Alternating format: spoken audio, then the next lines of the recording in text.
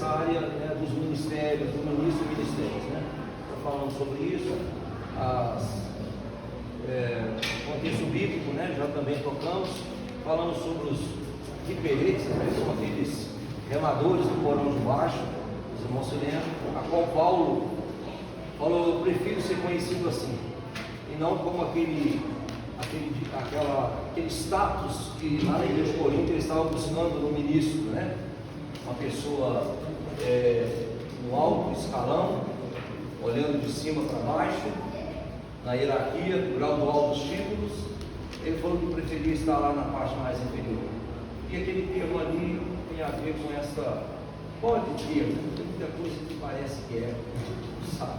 Com certeza se é, mas vem dessa raiz dos remadores de baixo, daqueles triremes que usavam muito nas guerras no 15º século, no século XVI, e utilizou muito para as guerras, e colocava os condenados, escravos e pessoas que estavam com interesse de ganhar dinheiro, que eles deveriam ir para esses porões daqueles triremes, e lá eles ficavam remando. Os que eram condenados estavam amarrados ao remo, uma carreira de 5, mais outra de 5, e ali um tambor batendo, ao ritmo do tambor eles tinham que remar.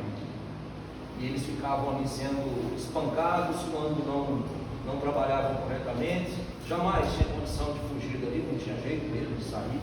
As águas eram 1 metro mais ou menos, a parte inferior, né, do barco, aquelas navegações de guerra, e água por os pés, e todas as sujeiras de cima lá do navio desciam para baixo onde eles estavam. Eles ficavam ali naquele lugar imundo, sujo, só remando, e a força daqueles barcos estava nos braços fortes daqueles remadores, e remando até morrer. A chegar uma exaustão, cansavam e se entregavam. Essa é a história desse tempo, né? E então, ilustrando bem isso, Paulo, ele preferia ser visto como um remador do porão de baixo. E a palavra ministério, nessas questões etimológicas da palavra, as terminológicas delas, ela nos remete justamente para essa questão. Que o ministro, isso vem lá de Roma, né? Nós temos aí também, nós vamos apresentar para vocês aí, já falamos, né?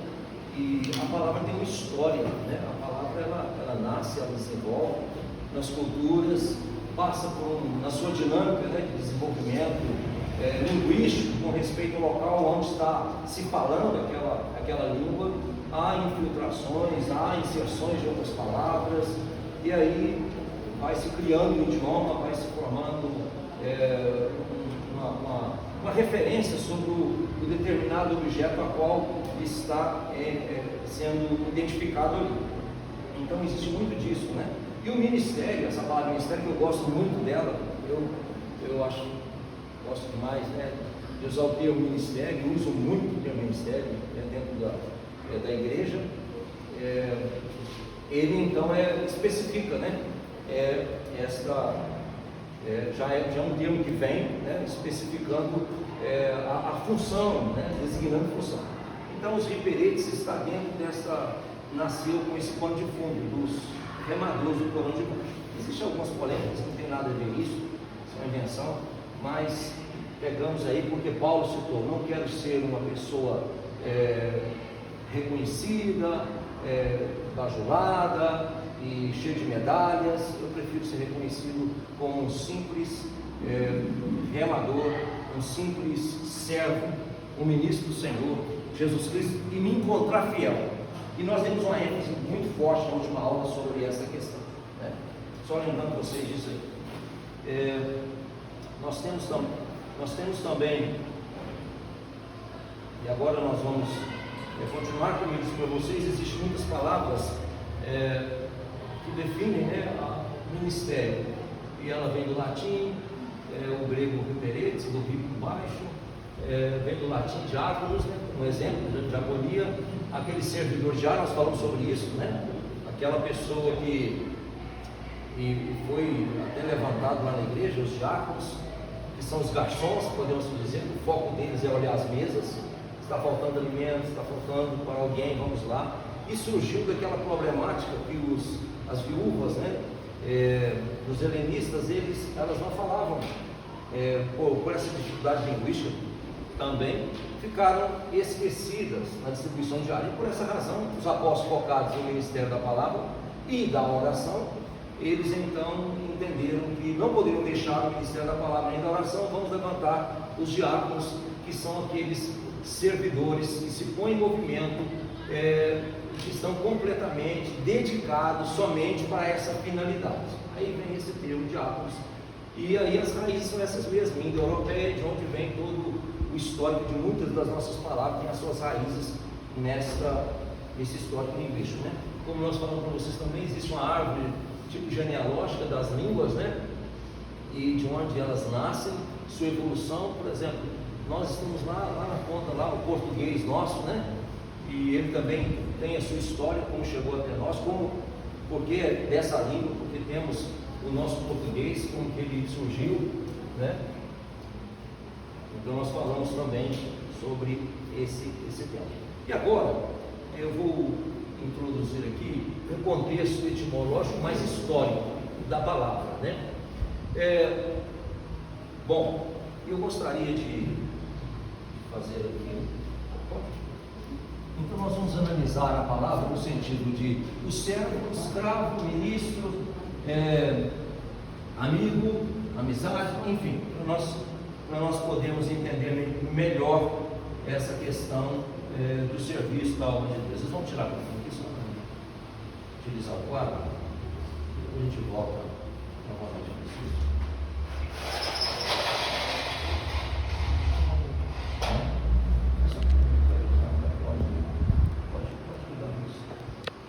Se quiser também tirar o. Isso. Tá. Tá bom, vocês. Obrigado. Então,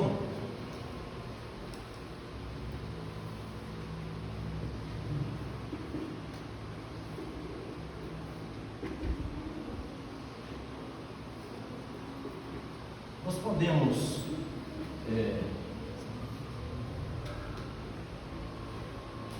identificar que nós somos identificados, né, quando nascemos de novo, como filhos. Então nós temos uma vida pautada como filhos. E quando fala de filho, está propondo relacionamento, está falando de família, está falando dessas questões da nossa vida social. Então nós temos uma vida que nós temos que cuidar, são a vida relacional, né? Uma vida relacional. Todos nós temos e vivemos num contexto de uma vida das nossas múltiplas relações. E uma das coisas que muito se dificulta e é problemática em nós são os nossos relacionamentos. E há um tripé, né, do amor, e aqui nós temos como, lógico, para todos esses segmentos de vida que eu vou colocar aqui, a chave ou a essência é o amor, né? E tudo parte dele, tudo se resume nele, tudo vem dele, e Deus é amor, e do amor nasceu um propósito eterno e assim vai.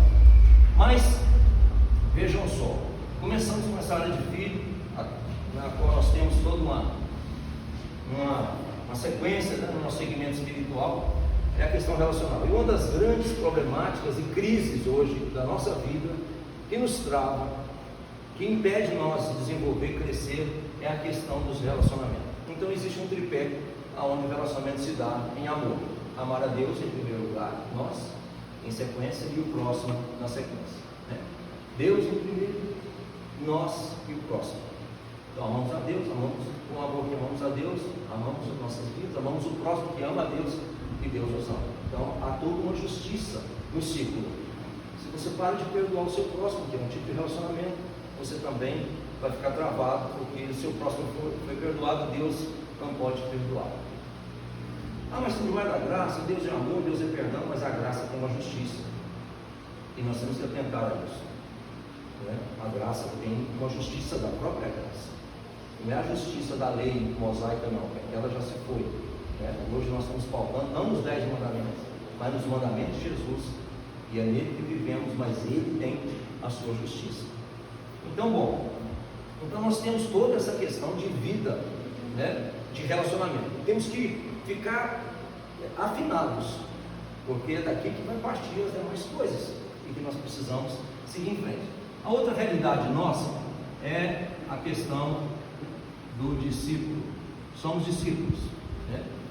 Assim que nascemos de novo, tornamos filhos de Deus, relacionamos com Deus, conosco mesmo, com o nosso próximo, relacionamos, né? Todo um comportamento de relações acontece como filhos, e graças a Deus que somos filhos amados, né? Temos herança, tudo nessa relação de filho. Como discípulos, o nosso foco está no conhecimento. Como discípulos, nós somos seguidores, né? E esse segmento, né? Hoje nós temos muito esse termo, né? As redes sociais propõem muito seguir, segue aqui, segue lá, e muitas pessoas trabalham para ter seguidores, mas é algo muito superficial, né?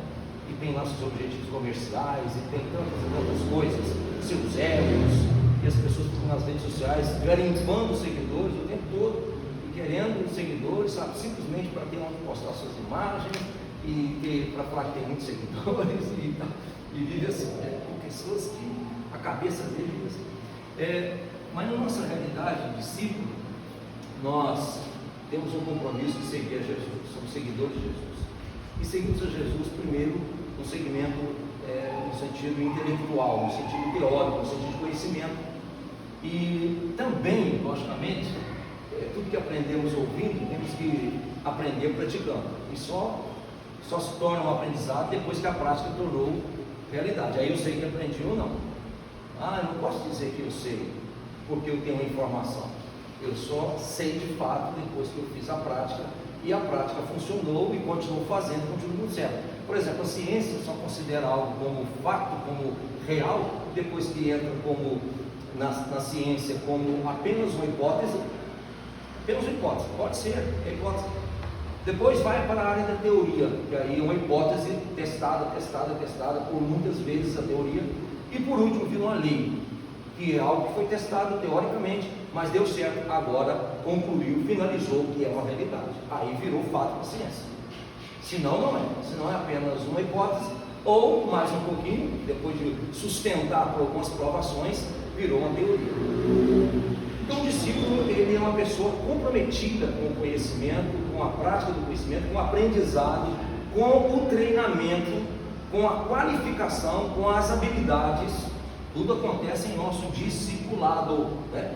E não só isso, o ato de receber conhecimento, de viver o conhecimento e usufruir dele e aplicá-lo na vida real, mas também de transmitir conhecimento. Tudo está dentro do nosso discipulado. Nós temos uma vida em torno disso, recebendo informação, recebendo conhecimento, recebendo discipulado e também discipulando alguém, né? Somos discípulos, discipuladores simultaneamente.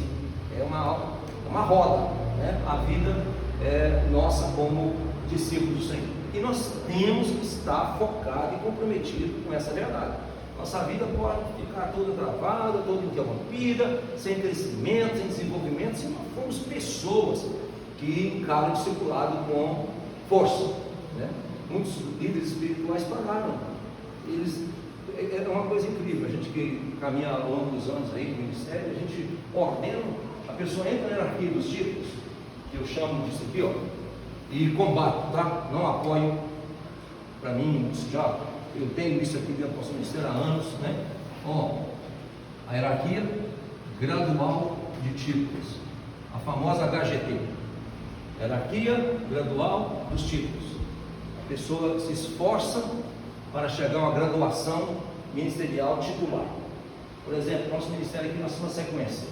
Você é um obreiro, todos que fazem qualquer coisa na igreja, ou recebem uma classificação lá do pastor, por liderança local, se tornam obreiro, né? Então, geralmente os obreiros são mais da área da palavra, da pregação, da oração, né? Da visitação, enfim, aí são obreiros. Muitas vezes até os ministros de música, ministros de outros ministérios não são até considerados obreiros. mas no geral todos que servem a uma área da igreja é um obreiro. Genericamente é isso. Deveria ser, né, reconhecido como obreiro. Bom, então depois de ser um obreiro, ele aspira ao ministério. Aí entrou aqui na igreja um tempo atrás, na nossa história, o aspirante ao ministério. Isso já foi dito, né, a Timóteo, foi dito ao servo de Deus, aquele que aspira ao episcopado, excelente obra almeja, ao presbiterato da igreja, né, que seria nesse sentido, ou ao serviço da palavra. Ele é um aspirante, aí já é um obreiro com uma aspiração a um cargo de liderança, ou que é de liderança do ministério da palavra. Então nós temos aí um aspirante. Uma vez que ele foi reconhecido, passou, né, pelos reconhecimentos, a igreja local, geralmente parte dela, ela indica esse obreiro para um outro nível. Ele sobe um degrau a mais. Por isso que é hierarquia gradual dos títulos. Aí então ele sobe um grau a mais de obreiros para aspirante, ele vai para diácono. Uma forma de reconhecê-lo com um título oficial. Na Bíblia, é um diácono. Não para exercer a função do diaconato. Não, simplesmente para ter o título. E eu escolho dessa situação. A gente tem que aprender, sabe, irmãos, nossa maturidade. Você pode estar dentro da sua igreja, dentro do seu ministério, dentro da sua denominação, discordar de muitas coisas, mas de uma maneira coerente, de uma maneira madura, sábia, você lutar para melhorar aquilo. Porque tem coisas que são secundárias, você consegue ter um grau de tolerância para que haja uma. Porque tem pessoas que descobriram a verdade da denominação, que não está de acordo com a Bíblia ou com o governo, na hora já vai na igreja. Não precisa de. Eu estou falando isso porque não é só aqui o problema da nossa denominação. Todas as denominações também eram um tipo de hierarquia gradual. Então tem aquelas que estão mais próximas, né? Talvez de que eu creio, né? Mas tem outros que não creem. Então você tem que saber lidar com essas divergências de opinião ou teológicas dentro do seu grupo. Tem muitas pessoas que descobriram uma verdade nova. Em 87 eu fui em Brasília e eu vi Sara da Nossa Terra, talvez não nem sabe o que é isso, Sara da Nossa Terra, né? Comunidades. Sara da Nossa Terra já é uma denominação pós-comunidade. As comunidades vindo dos Estados Unidos estavam chegando fortemente no Brasil, né? Estavam infiltrando para todo lado do Brasil, e nós não tínhamos, assim, na época, adoração na igreja, e eles veio trazendo adoração para a igreja. Nós tínhamos que cantar corinhos, nós tínhamos muito pura libertação, porque o pentecostalismo na sua raiz era muito batido com o Espírito Santo, evangelismo, muita oração e muito poder. O relacionamento era muito horizontal. Vocês têm liberdade, eu vou falando, se alguém quiser me interromper, pode falar, tá? Era muito assim, né? A base era dessa forma. E não tínhamos adoração, a adoração vertical, como hoje tem, e muitas das vezes com algum exagero. Certa vez eu vi que tudo tem um pouquinho, né? Tem um pouquinho de predestinação, tem um pouquinho, né, do poder, dos dons mesmo. Tudo tem a sua parte. O problema é quando exagera, radicaliza, extremiza e fica aí em bagunça, né? Então, mas na igreja da época não tinha nada, era zero de adoração, né? Porque além da harpa, você não tem um cântico espontâneo, você não tinha liberdade para ficar diante de Deus, né? Adorando, olhos fechados, mãos erguidas, inclinando, enfim. Estive em Israel em 95 e vi pela primeira vez algo lá em 95. Fomos numa sala, numa oficina lá, sobre adoração corporal, ensinando como adorar com o corpo. Hoje aqui temos, né, tem muitos ministérios que ensinam sobre isso, mas adorar com o corpo. Como os gestos, a gente tem isso ensinado, mas não praticado, né? A gente não vê isso na prática. Hoje a gente muitas vezes temos ministérios de dança, de coreografia da igreja, mas muitas das vezes é aquilo muito mecânico, né? E a parte espiritual do ministério muitas vezes fica sem praticar. Mas a gente via isso acontecer quando a gente ia nos montes, você via o nosso aqui, campo de avião, por exemplo, né? A gente via quantas pessoas começavam a mover de Deus e começavam a a bailar, começava a fazer gestos de dança. A gente vê que uma pessoa tímida, que uma pessoa não tinha nenhum passo, ela aprendeu lugar nenhum. E ela fazia usar o corpo e ficava ali na presença do Senhor. Né? E lá eles ensinavam isso. Porque tudo isso, tudo que está potencializado dentro de nós pelo Espírito Santo, essa fonte de vida e poder que está dentro de nós, nós precisamos aprender a usar. Os dons têm que ser aprendidos. Todos os dons, e a gente ainda achou assim, se o Espírito Santo que faz, eu não posso entrar nesses métodos. É ele que faz, o jeito dele, eu não entro nisso. Não se ensina isso, mas é ensinado. Passando um processo discipulado, existe discipulado para saber usar os dons, como ministrar os dons do Senhor. Né? Inclusive, eu ensino como uma igreja que está operando numa reunião específica de dons, exclusivo de dons. Lá ensina que fala em língua, diz lá, né? É bom que fale três, o outro julga a profecia, um profetiza, outro julga a profecia, um tem revelação, caça o primeiro, levanta o segundo. O que é aquilo ali? E um ensino que pode tentando mostrar para os irmãos que senão é uma bagunça falar em línguas. Por exemplo, como deveria falar em línguas pública. Nunca proibiu falar em língua, você fala, se você não conseguir interpretação, abaixa o seu tom, mas continue falando com você mesmo, com Deus.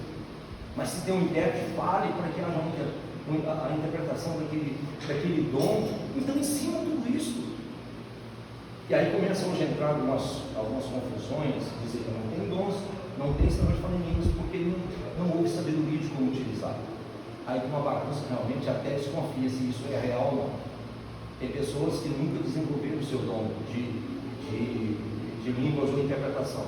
Aí há problemas, há erro, há confusão. E aí depois é melhor, você perceber uma coisa, é igual que eu não tenho uma obreira da Maranata. Lá, né, tem orientação para tudo. Aí eu estou assim, estou interessado em saber como vocês se orientam para casamento.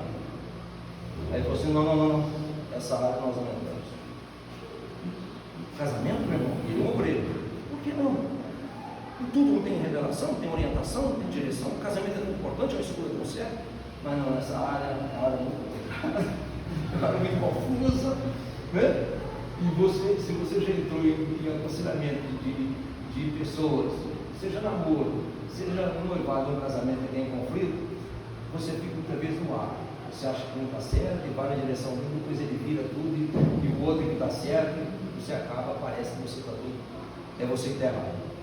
É melhor você não entrar. É por isso que muita gente, né? Aí já tem ditado, né? Vive de uma mulher, não se unir.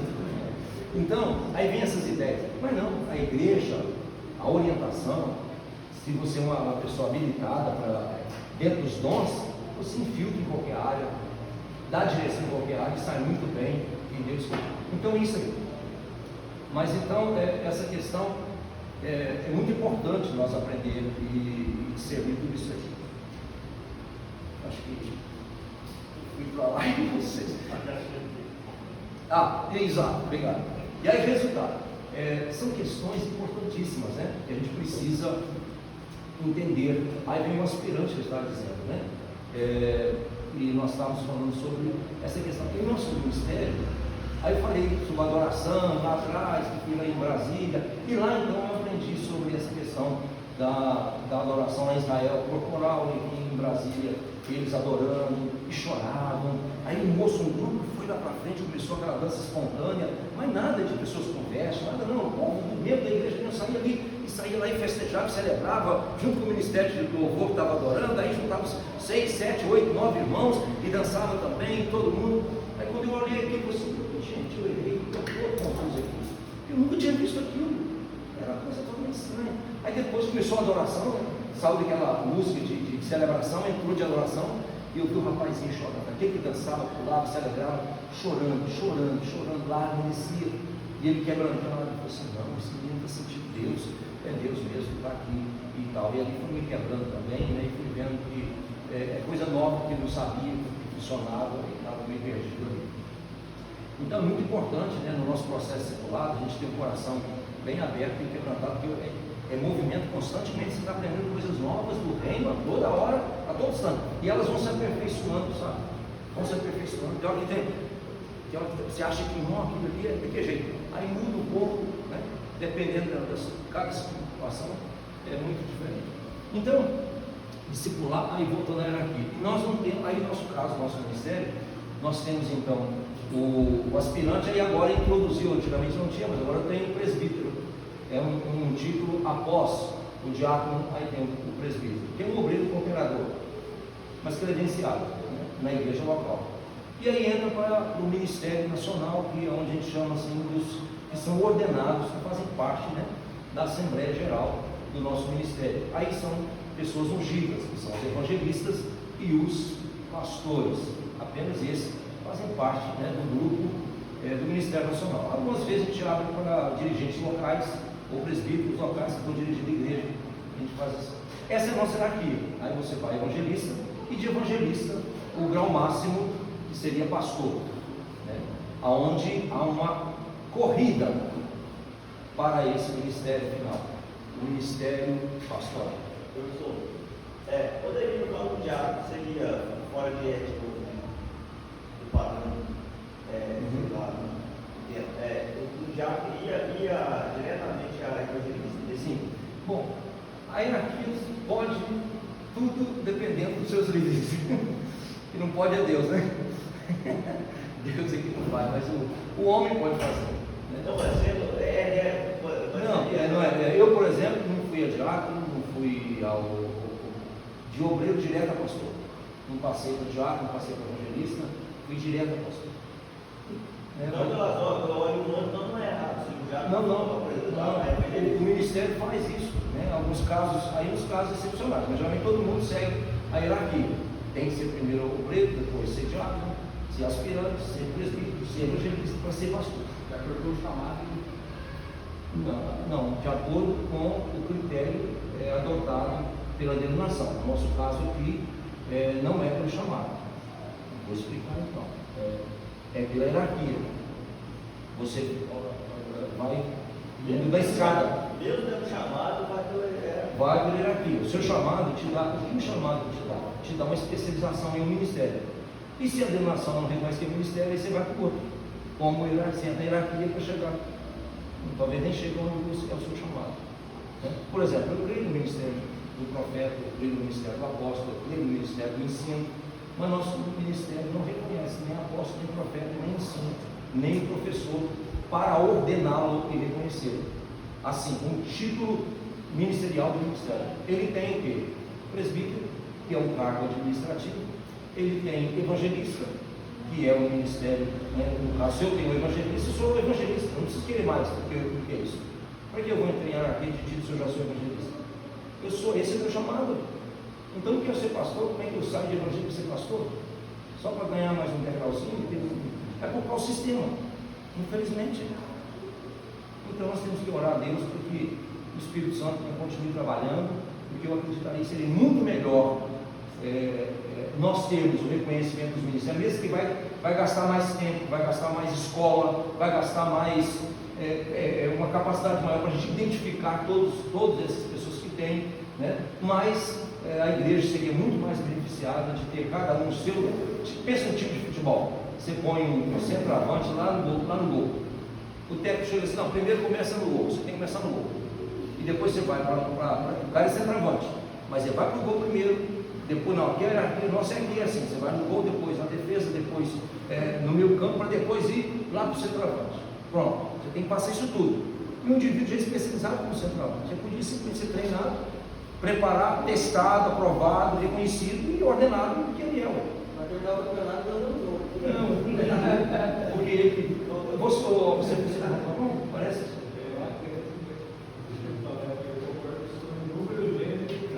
Ah, tá.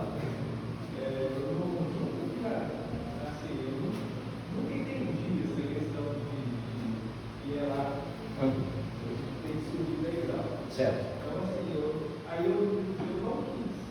Ah, entendi.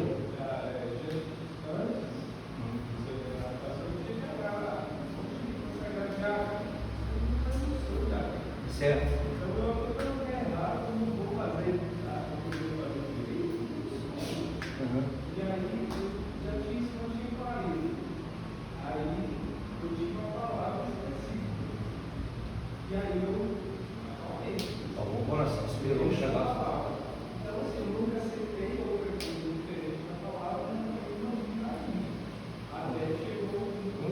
ser reconhecido. Por isso que se você tem a opção de um ministério e ele não está na hierarquia dos graus, né, da titulação do ministério, lute para que aquele ministério chegue lá.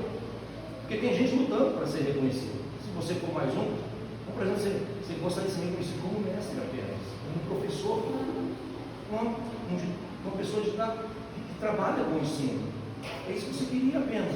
Você não quer ser pastor, você não é evangelista, não é profeta, não é apóstolo, não é para liderar a igreja, você quer ser um mestre. Queria ser o reconhecido ali. Como nós regularmente não tem, a professora Cláudia está aí, né?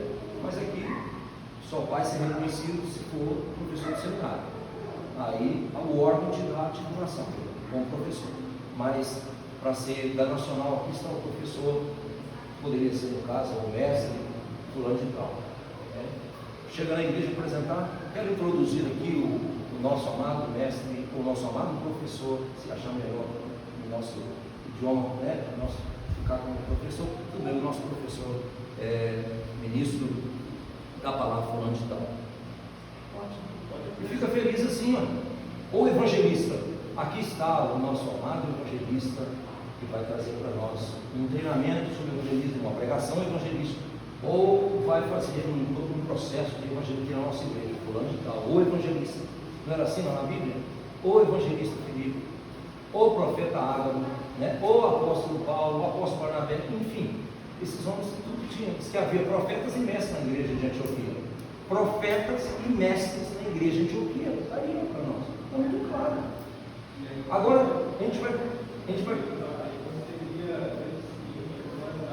lógico, se não tem de ministério, é igual pensa, eu estou construindo lá nosso edifício, nossas instalações, e a gente não está trabalhando com mão de obra especializada, porque aí chegamos na hora de colocar a fachada na igreja, não temos o arquiteto que fez, ele não fez os detalhamentos lá, precisamos de um arquiteto agora, urgente para poder fazer o serviço que nós não conseguimos.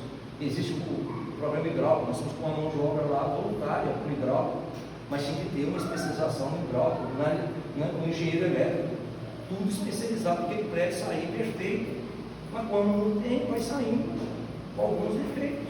O pedreiro faz tudo? Faz. Pega um pedreiro aí, experiente, maduro, e faz tudo isso. Ele é eletricista, ele faz a estrutura de fundação, mas hoje tem pedreiros só especializados em acabamento, e você sabe que o trabalho dele é outro nível. Então a gente entende isso.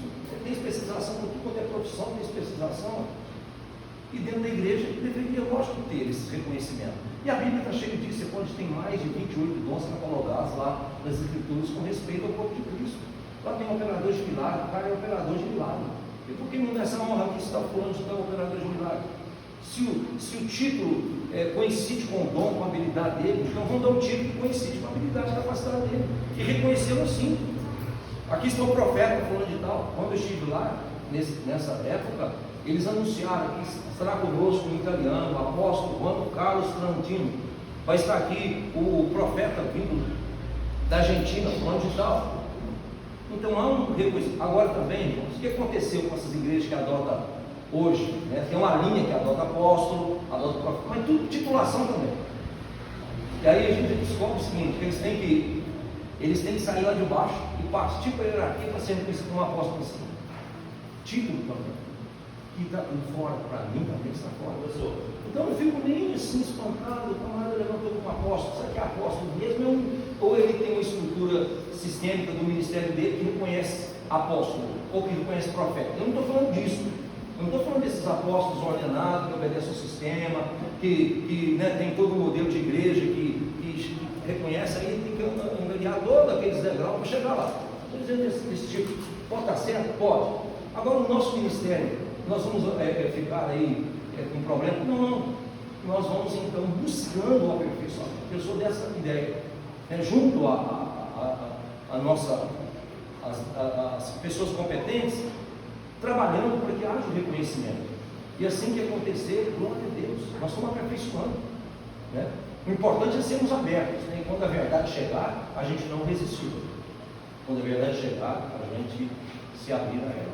Agora, dura coisa, você tem um ministério e não tem reconhecimento dele, porque a sua denominação não te dá, não tem esse título lá. É você chegar numa empresa e você tem uma habilidade, mas a empresa não tem esse tipo de serviço aqui. Aí você tem que adequar ao que existe. É por isso que hoje é uma corrida e todos querem ser pastor. Outra coisa, só o pastor tem a autoridade de palavra final, autoridade para ganhar dinheiro, porque só os pastores são remunerados. Isso estimula todo mundo a ser pastor. Porque o ministério do profeta não é, o mestre não é, o evangelista não é, mas o pastor é. E é uma tendência normal de todos então ir para esse ministério. É ele que tem voz, é ele que tem a influência maior. Então fica aqui esse esclarecimento. Isso aí eu já tenho trabalhado há anos aqui no nosso ministério com essa ideia e com todo o respeito também ao que somos, ao que temos, mas lutando para que haja essa abertura. Então eu quero compartilhar com vocês, aqui no seminário, com vocês. Olhem e lutem também. É muito bom. Bom, se vocês creem, né? Isso também é a questão, isso não tem nada a ver, igual muitos e acham que já passou, não existe o subministério. Aí é um problema. Tem uma certa teologia. A reformada, por exemplo, não aceita o subministério. Estava aqui na Presbiteriana um dia, aí o que acontece? Fui lá, ouvi um irmão falar, e ele ia falar sobre isso. E o que eles reconhecem? O ministério de ensino, o ministério evangelístico, o ministério pastoral. Não reconhece mais profetas e nem apóstolos para esse momento da igreja. Eles reconhecem, falam que Atos é uma carta descritiva, né? E que a doutrina que ensina são as cartas já de Paulo, Pedro, enfim, e lá não há essa evidência de ministério em ação. Você vê em Éfeso, claramente, o Senhor levou o cativo cativeiro, subiu, e com a sua graça, Jesus concedeu dons aos homens, ou seja, homens dons para enviá-los à igreja, a uns apóstolos, profetas, pastores, evangelistas e mestres. Então está muito claro ali na palavra de Deus. E não fala em outro lugar que acabou. Aí dizem que só existem os 12 originais, que apóstolos só aqueles, que a Bíblia não faz mais menção. É igual o ministério pastoral, né, feminino, que não existe isso lá na Bíblia. Então existe uma série de argumentos, né, de doutrina, como os reformados, nesse caso, eles não aceitam apóstolo nem profeta. Para eles é pastor, evangelista e mestre. E segue a hierarquia também deles, né? Eles têm uma hierarquia para você chegar lá. E eu nunca vi também reconhecer nenhum mestre também lá dentro, não. Eu vi só evangelistas, sim. Os presbiterianos, por exemplo, que são a maioria reformada, são os presbiterianos, eles aceitam evangelistas e aceitam pastores. Mas os outros ministérios não veem que evidência realmente eles vão aceitar. Então isso é muito importante, né? A gente discutir sobre isso. Eu creio que isso seja deparado com essa realidade. Isso fala muito em todo lugar aí, né? Eu não posso deixar de passar aqui batido com vocês e deixar isso claro para a gente, né? Nós temos uma realidade que é a hierarquia dos títulos, mas são pastores, nossos ministérios são pastores abertos, querem o melhor de Deus, e vamos orando e vamos buscando para que isso ocorra. E para que todos, sabem que aqueles que dedicam ao ensino devem ser de duplo honorário. Eu acredito de honra e quem sabe também na parte de assistência. Uma prebenda, por exemplo, que é o nosso salário de tempo integral, né? Porque eles se dedicam, eles se esforçam. Os que se dedicam, talvez é por causa da dedicação, quem se esmera, quem se esforça, não só no ministério do ensino, mas no ministério evangelístico, do apóstolo, talvez a colocação seja para tudo isso, mas quem se dedica deve ser reconhecido, e lá e faz o reconhecimento disso. Amém? Glória a Deus. Então vamos orar, meu pastor. E aí, se eu deixo nós assim com essa verdade, o que você tem que fazer? O que temos que fazer é orar, é pedir a Deus, é abrir o coração. Se você tem um dos 5 ministérios, está se identificando com eles, esforce, dê frutos, porque o que identifica um ministério são seus frutos. Não é chegar aqui, eu sou um apóstolo. Não. Eu, mas o pastor Manuel, em um tempo anterior aqui no Ministério da Graça, ser conhecido como apóstolo do ministério. Eu e ele. Então o que ocorre? O ministério apostólico deve ser reconhecido por plantação de igrejas, deve ser reconhecido por organização e estrutura, pelo menos da base da igreja. É reconhecido por uma organização de obreiros, de qualificação básica de obreiros e enviar ao campo. Isso tudo são funções apostólicas. Supervisão diária, tudo setor apostólico. E a gente teve, né, uns tempos caminhamos, né, Nordeste mais de 12 vezes, Sul do país, a gente andando por todos os lados, abrindo igreja, e tivemos esse reconhecimento que o Ministério estava tendo influência sobre os 5 ministérios. Ultimamente, devido a essa questão reformada, e as pessoas entram em dúvida, ficam inseguros, parece que até o nosso mídia mesmo aí, ó, ele não contempla os apóstolos e os profetas como ministérios reconhecidos, né? É uma linha teológica que não pega, você não vai ver, tem um foco no evangelismo aí, você não vai ver foco nos ministérios apostólico, profeta, evangelista, pastoral e mestre. Mas nós temos que aprender a navegar em tudo isso aí, examinar tudo, ver o que é bom. E eu peço, o ministério está orando, o ministério está indo, definindo a sua confissão de fé. E essas coisas estão todas voltando a serem colocadas na mesa, para ser oradas, estudadas. E está aí o Ministério Feminino também, está aí uma série de coisas sendo trabalhadas ultimamente, para, pelo menos no final do ano, a gente ter aí um avanço nessas questões. E a gente vai continuar mexendo naquilo que é do tipo, para ver se altera isso, e para ver se passa pelo reconhecimento desses homens de Deus, dessas mulheres de Deus, que têm os dons de Deus, para servir com liberdade na casa do Senhor, com uma identidade própria, e não com uma identidade do sistema, mas a identidade que o próprio Deus as chamou e as colocou. Tá bom? Aí nós vamos para o final. Servos. O servo. Glória a Deus. Filho, discípulo e servo. Está faltando um aí? Cadê? Como é que está o 10. Só? Então, servo. Então, bom, nós estamos foco no discipulado. Antes de passar aqui, vou ter uma coisa muito importante lá em Brasília, muito importante, até um livro, PHs atuais. E é isso mesmo, eu creio nisso. O catolicismo chegou até o 1500, o catolicismo, reformando a Igreja Católica. Tá? A Igreja de Jesus já existia. A Igreja do catolicismo. Não, a Igreja nunca foi catolicismo. A Igreja sempre existiu. Nas catacumbas de Roma, a Igreja foi para os montes, a Igreja foi para as casas, a Igreja foi para tudo quanto é lado. Ela se dissipou de tudo quanto é jeito por causa da perseguição terrível, e depois que o catolicismo entrou e entrou com a titulação de igreja, né, a Igreja Católica, pronto. Até 1500 que vem a reforma, aí vem a reforma luterana. Lutero reforma a igreja e automaticamente ele deixa passar muitas coisas do antigo sistema e entra na igreja luterana. Mais à tarde nós temos aí os anabatistas, os batistas, nós temos os presbiterianos, e entre eles aconteceu isso. Os presbiterianos conservou o batismo de criança. Vem os batistas e batismo por aspersão. Vem os batistas, não, batismo por imersão, adulto e por imersão. Pronto, aí já é um choque entre eles, aí é uma cisão, aí é uma divisão. Aí você tem grupos se dividindo de outro grupo. Então você tem o catolicismo sendo dividido pela reforma através de Lutero. Logicamente, trouxe um grande êxito, né, para todos. Depois você tem o Lutero, né, sendo também reformado com os presbiterianos, os batistas reformando os presbiterianos, e assim cada igreja com suas estruturas sistêmicas definidas são reformadas por outra. Aí você tem os pentecostais, né, que vem reformando os tradicionais, passam a reforma dos tradicionais.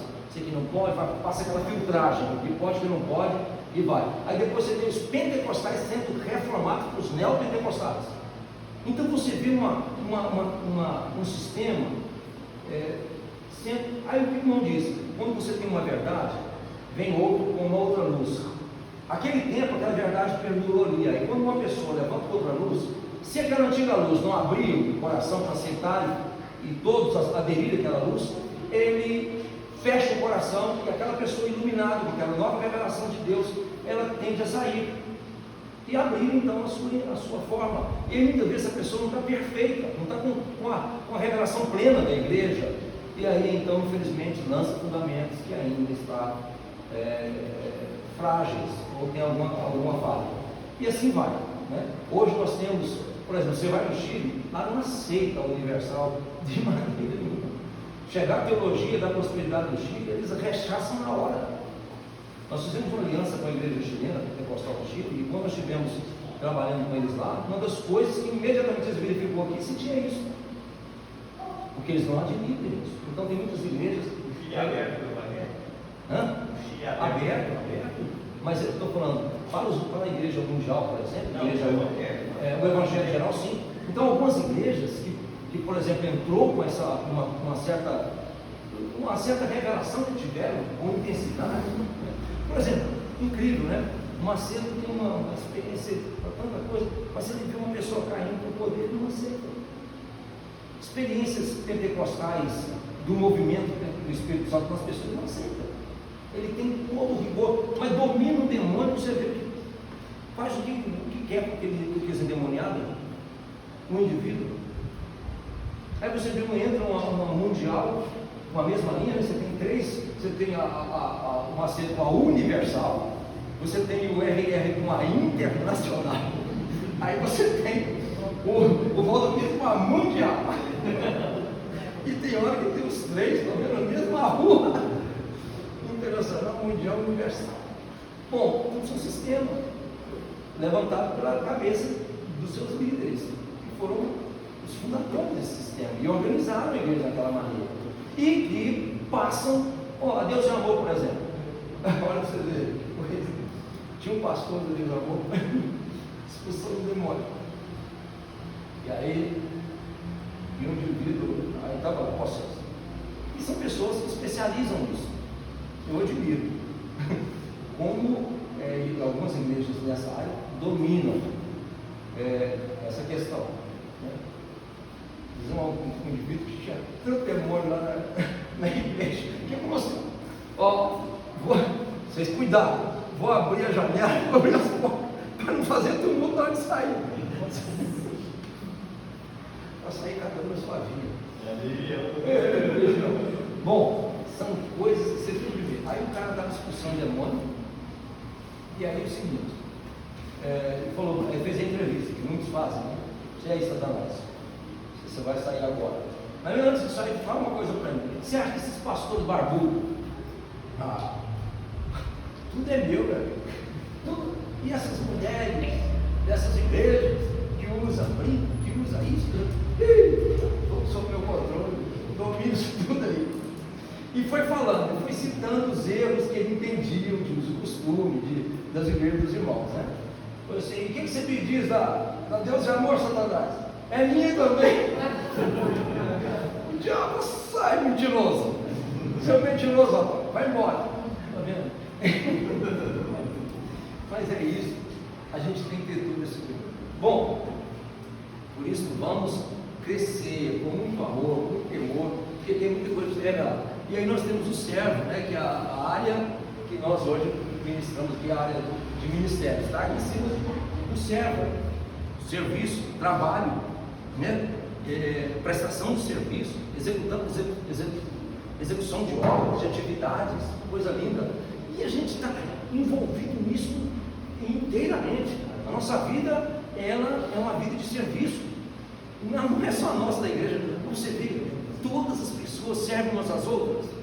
Aí tem uns camaradas de alto nível de status, empresários, estão servindo a gente com a sua empresa. O político famoso, o homem habilidoso no esporte, na cultura, estão todos trabalhando para nós. São todos servos. Todos que existem estão em um órgão, em um tipo de coisa servindo a serviço da gente. Olha uma coisa, ninguém pode achar que é o tal, poderoso. Todos estão a serviço e precisam dos outros, né? É igual aí não aceita, o pastor tem o salário dele, mas o presidente nós que pagamos. Quer um cargo mais poderoso que o presidente da República? Quem faz? Somos nós, nossos dízimos, com os impostos, dízimos, os nossos impostos, que é um tipo de dízimo para eles. Não é verdade? Estão todos aí sendo pagos pela gente mesmo. Aí tem uns que reconhecem, vem cá, vou te dar meu cartão, porque quem paga o meu salário é você, tá, meu irmão? Tem uns caras assim. Então, para encerrar, né, Francisco? Está chegando a hora, né? Ou já fechou? Já fechou. Já fechou. Então, aí nós temos o filho, o discípulo e o servo. E nós precisamos ter toda uma interação, isso aqui é um ciclo dinâmico. Como filho na área dos relacionamentos, como discípulo na área do aprendizado, como servo na área das ministrações, nós precisamos ter tudo isso bem dentro do equilíbrio. Nós temos uma questão de exagerar em um ponto. Tem pessoas que só dedicam ao trabalho, à obra, e só pensam em trabalho, que nem uma Marta, né? Só trabalho, só trabalho, só trabalho. Não sabe o relacionamento, é fraco de relacionamento, não tem uma linguagem relacional, não tem um comportamento de relações, não tem uma educação para se relacionar com pessoas, não é afetivo, não é carinhoso, e é difícil de conviver, mas é um poderoso, né? Poderoso no serviço, faz muita coisa.